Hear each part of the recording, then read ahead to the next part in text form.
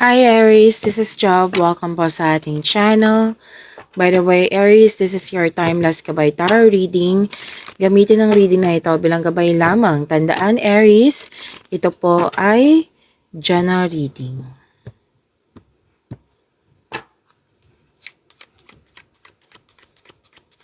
Mga parating po para kay Aries.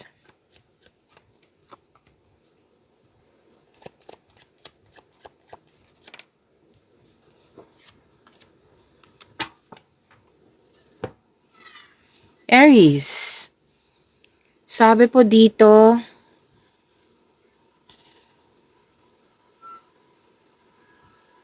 okay, this is about love. Love is blooming. May ligawan, may nagustuhan, may nagkagustuhan, attraction, affection, romance.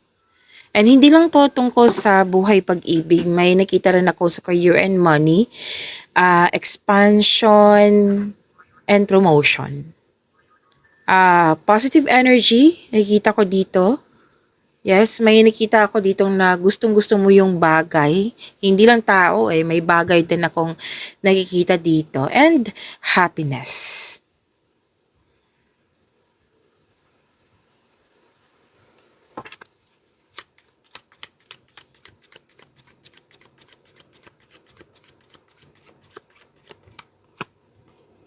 May concern lang po kayo sa isang tao na unfaithful. Mahilig magmanipula. So, ingat po kayo sa kanya.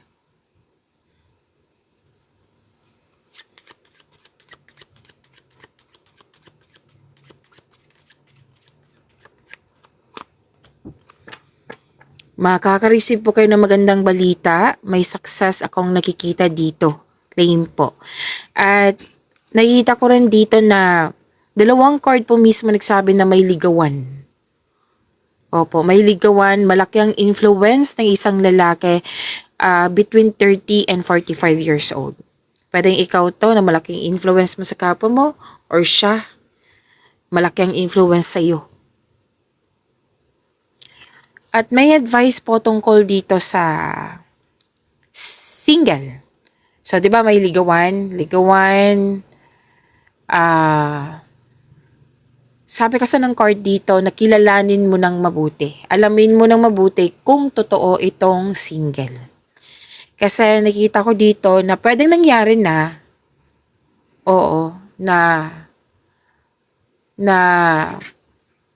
nakikita ko kasi dito na may pagsisisi. Like, too late na lang nalaman na pumasok pala kayo sa love affair or third party. Na, kumbaga, naging unfair kasi too late mo nang nalaman na kumitad pala yung tao. So, may pagsisisi ka sa dito. Kung hindi pa nangyari, Aries, kailangan mong kilalanin na mabuti yung taong dumating sa'yo.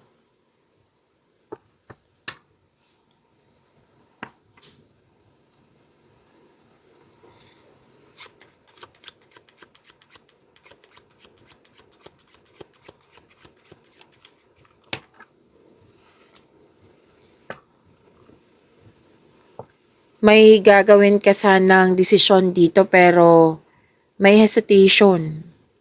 Hindi ka makapag-decide. And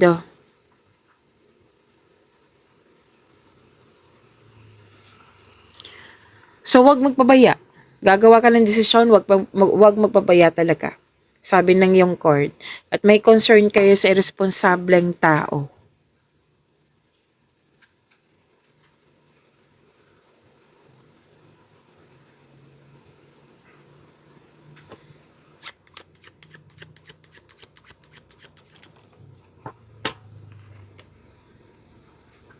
Sunod-sunod po siya, Aries, may dito, may taong nagsinungaling, may traidor, may mapaninin lang, may hindi totoo. Most likely, tao to. Tao. Pero, may nakita kasi akong energy dito na may nangyari na hindi totoo. Kumbaga, mali, error, pagkakamali. Na pwedeng ito yung dahilan na nasaktan ka, broken ka. May nagsinungaling, may concern sa corruption, a fake something or other, two-faced person. Yan, deception of the worst kind. Mapanlin lang na tao. Pwede din po na may pagkakamali. Again, pwede din na may nangyaring trying to cover up some mistakes or lies. Na yung isang araw I think lumabas to sa weekly nyon, like, na may nag-ask sa'yo na, are you okay, Aries? Sinabi mo okay ka pero deep inside hindi pala. So may enemy, may nakita kong enemy dito. Ilang beses na lumabas po dito sa cards nyo. Enemy, I think alam nyo to. Hindi totoo sa'yo. Pwedeng cheater. At ingatan din yung mga bagay na importante sa'yo kasi may na-misplace or di kaya may kumuha. Kasi may magnanakaw, cheater. And something or someone taken away. Pwedeng loss of connection din to. Pwedeng may nandito pa rin hindi nagsabi ng totoo. Sabi ng card po na ingatan ang kaperahan. Kung wala kayong problema sa pera ngayon, ingatan talaga. Control, monitor, and save. And pwede din na walang nangyaring ganyan, kundi na may tao dyan na nadadrain yung energy mo. Like, ninanakaw niya yung stealing your peace of mind. Yan, nadadrain yung energy mo. Kumbaga, energy vampire. So, sabi ng yung card na do not spend time. Huwag ka mag-spend time sa taong nadadrain yung energy mo. Okay? So, sana'y ma-overcome to, Aries.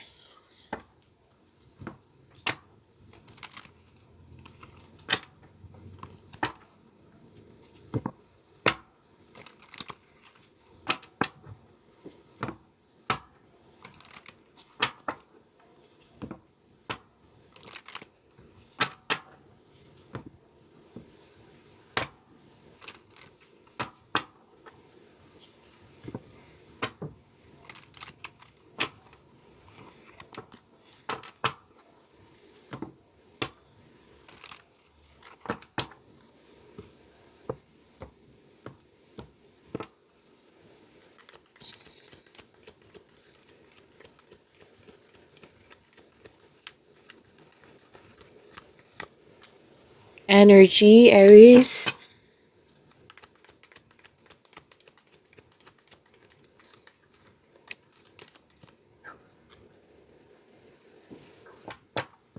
Puro bagong simula. Aries, maraming salamat po sa mga hindi nag-skip ng ads. Subscribe na po kayo sa ating channel at click bell notification para updated po kayo sa reading natin.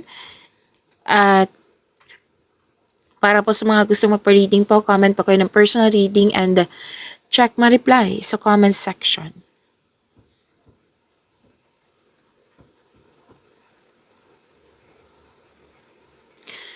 You're very inspired. Prepare yourself kasi may bagong simula. Naging creative kayo. This is new beginning. Dalawang card mismo nagsabi dito, nag-initiate, nagbigay ka ng aksyon. Isang importanteng simulain, pagsasapalaran, pagpaplano. Posible din na may dumating sa inyo na inspiration na mas lalo kayong sumipag. Opo.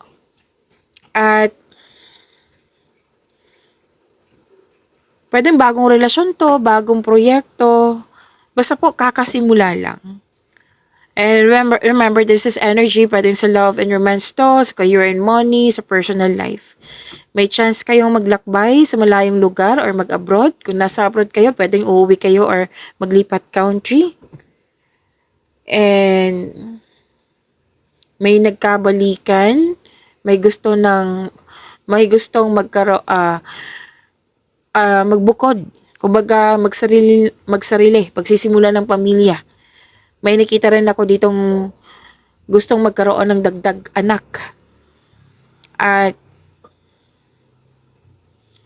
recognition, may nakita kong recognition dito lalo na sa career and money. And this is harvest time kasi naging productive kayo sa araw-araw. Nakikita ko dito magkakaroon ng financial growth and stability.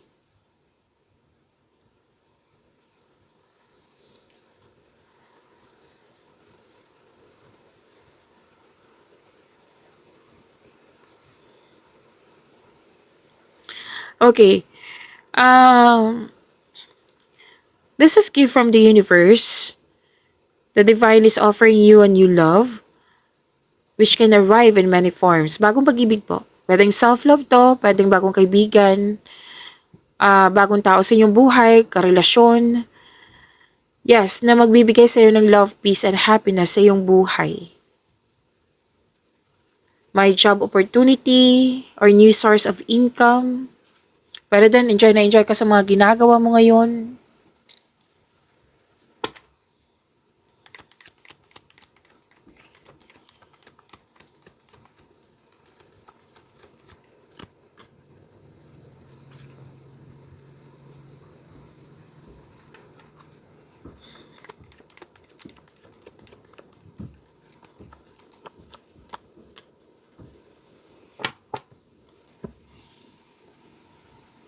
Sa career and money, andito din po yung recognition na lumabas dito sa inyong energy cards. Recognition kasi tagumpay, victory. May promotion, pagtaas ng kita, sweldo, allowance, or ng iyong posisyon. Financial growth, andito pa rin yung mensahe. And your discipline and hard work are paying off, so enjoy this time. So harvest pa rin to. Lumabas siya dito sa energy cards nyo. Claim po.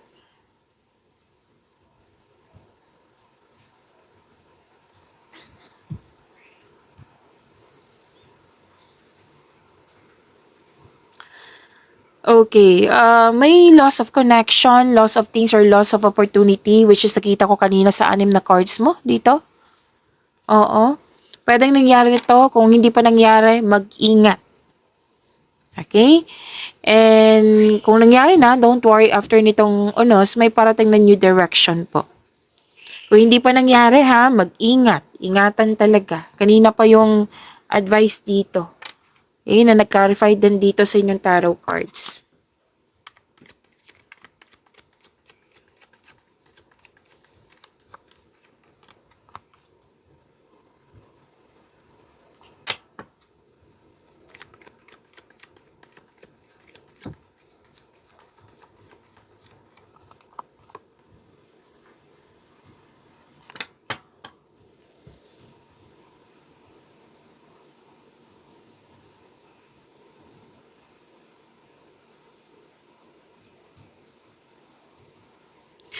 Okay. Okay. Aries, huwag niyong kalimutan na mag-subscribe sa channel natin at i-click yung bell notification para updated po kayo sa reading natin. At huwag niyong kalimutan na panoorin niyo po yung weekly gabay tarot reading niyo ngayong March 9 to 15, 2026. Andito lang po sa channel natin. Hanapin niyo po. Scroll down niyo lang po.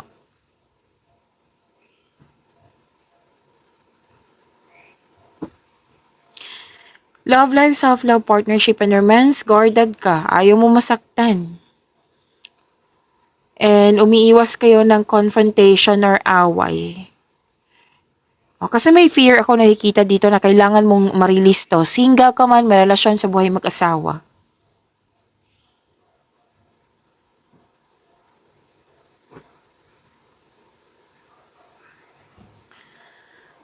And sabi din dito, para sa mga single, na you should take a chance on love. Huwag kang matakot ma-in love ulit. Para sa mga marelasyon sa buhay mag-asawa, mukhang may tampuhan. Ang advice ka sa dito, leave the past behind. It's never too late to begin again. Mag-usap at magpatawad. Pagyamanin niyo po yung blessings sa binigay sa inyo. Aries, see you tomorrow. Maraming salamat po.